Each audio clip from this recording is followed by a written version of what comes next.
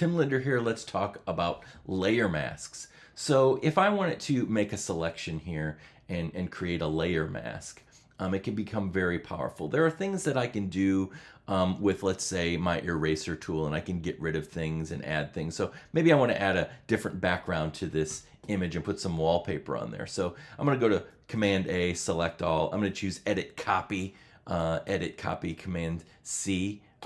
So select all, Command C, select Edit Copy, and then I'm going to choose Edit Paste. All right, so I've got this wallpaper in this layer 2. I'm going to unlock my background layer and kind of move this to the background, right? So now my flowers are there and I've got my wallpaper in the background. If I were to take my flowers, I could go through here with my eraser tool and I could start to erase, and I could see to the background if I wanted to put that wallpaper in. I could go around and I could make my eraser tool. But the problem is, if I made a mistake and later I wanted to go back and it's like, oh, I forgot this area, or I deleted too much, or I forgot what was there, and I wanted to make a change, or maybe I didn't like that leaf, or whatever it might be. If I've destructed this image, I'm destroying it, I'm deleting those pixels. If I were to save it and reopen it, all that stuff that I erased is gone. I can't bring it back. It's gone. So as we work in Photoshop, we want to work non-destructively. Because if we ever want to go back and make changes and bring things back, I've deleted these pixels, I can't get that stuff back. Maybe I wanted to bring in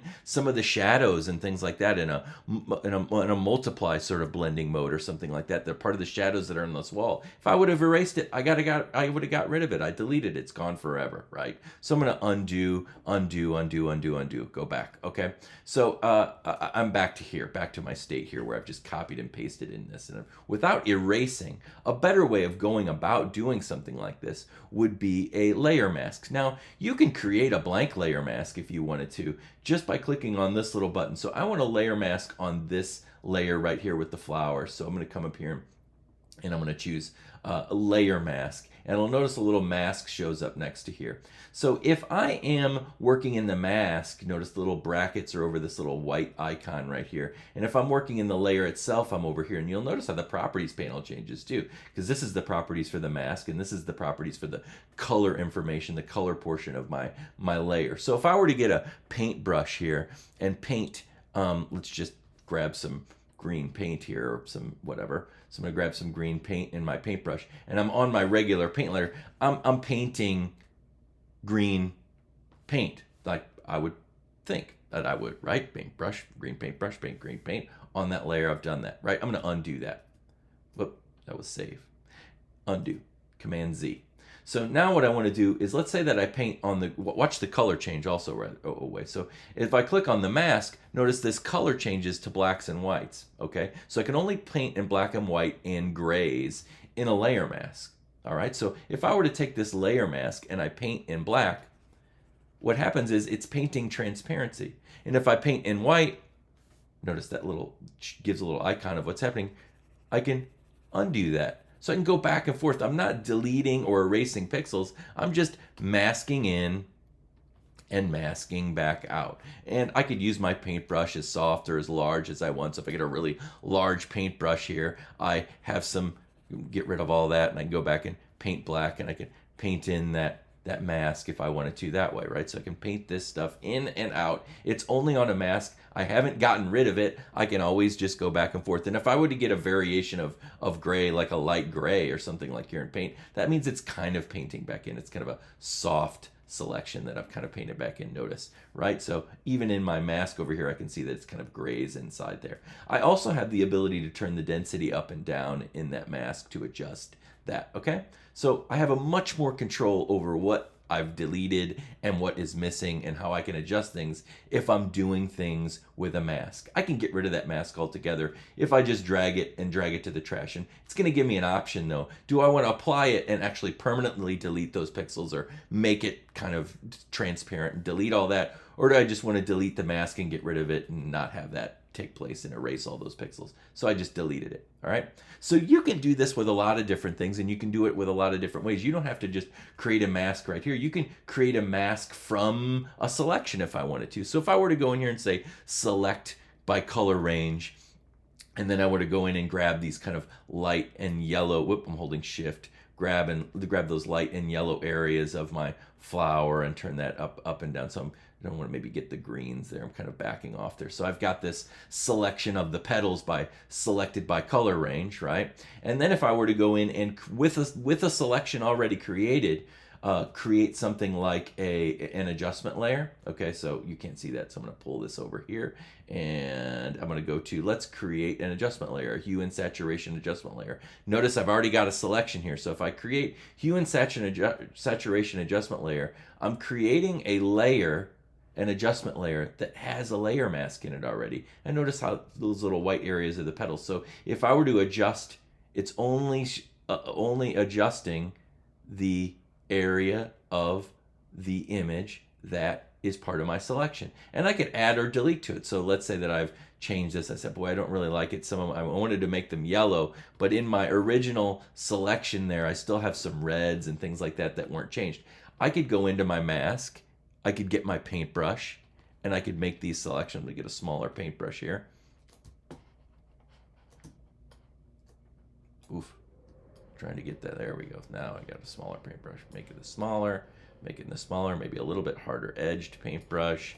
And now I got something a little bit better to work with. And if I paint with black and white, I'll probably look over here. I'm going to paint with white because I want to add these sort of red edges in here. So I'm painting with white, and I'm going to paint that back in, and now that's changing that to yellow as well. So I can go back in and nicely adjust this and make these selections if I want to. Now, let's say that I did it, and maybe I just wanted maybe one of these flowers to still be red, maybe, right? So I painted all these out, and then I wanted to retain maybe this one. Maybe this one needs to be red. I could go back in and paint with black, and I could paint that back and make sure that flower remains its original color, that original petal. So this is a way of making an adjustment layer with a mask by having that selection already made before I create my layer mask. And that works with anything. I'm going to get rid of this layer mask and delete it. I'm going to back out of here, and I'm going to come in here, and let's say that I make some sort of a selection on this layer, and then I create a mask. Automatically creates this mask out of that selection. Undo that. If there's no selection and I create a mask, nothing really happens. Okay? You can make selections out of anything. If I go back here and I say, all right, let's grab some typography. I'm going to get something nice and bold here. Nice and large. Whoop, maybe not that large. So I've got some nice large type here on this image. And if I want to pick this up as a selection and make a mask out of this layer on the selection, I could make any selection. Remember, I could use my direct selection tool. It's going to be really hard for me to pick up the selection around the flowers, but you could do that really quickly.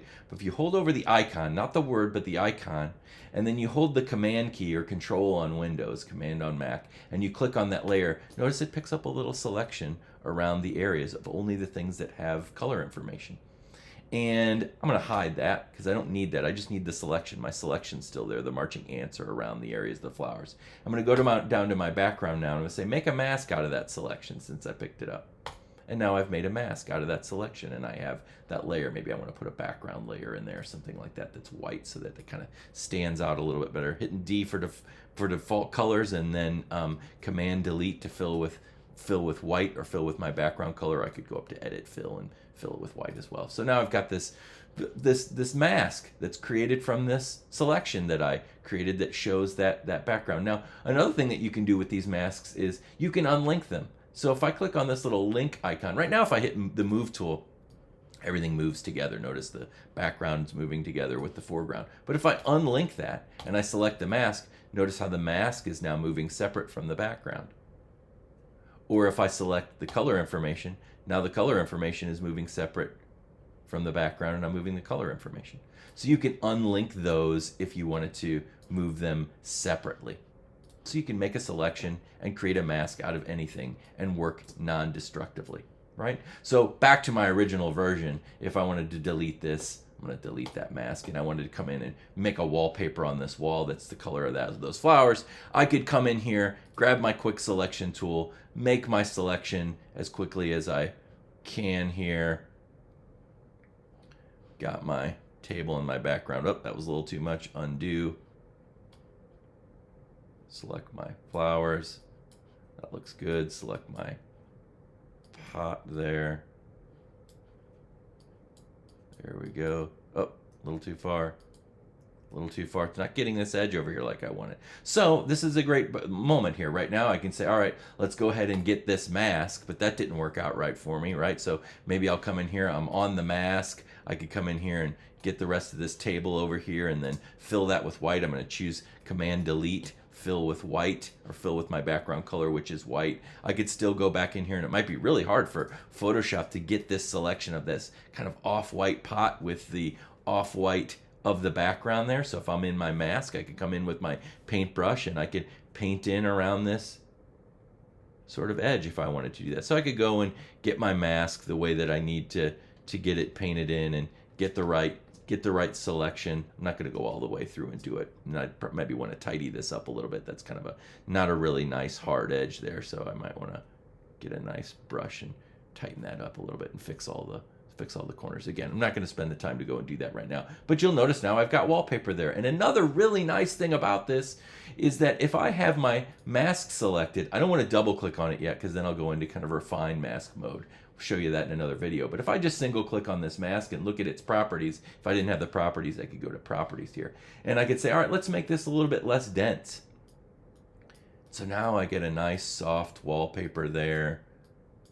Looks great, right? I'm looking at it. Or I could feather it, make it softer around the edge. If I wanted to even go down here, I could invert my mask and invert and see, oh, there it is. Now it's inverted. It's on the flowers too. I don't necessarily want that, but I could adjust my mask with these options, with this density stuff, right? And if I wanted to, I could go in and say, all right, let's create another layer here and let's fill this with, let's say, I don't know, the yellow of the flower there. Fill that with that color. And now I've filled that with a background color, right? So I can adjust that, or maybe even, you know, do a soft light blending mode. So now that yellow is kind of coloring in the yellow background there. And I'm all working from this mask.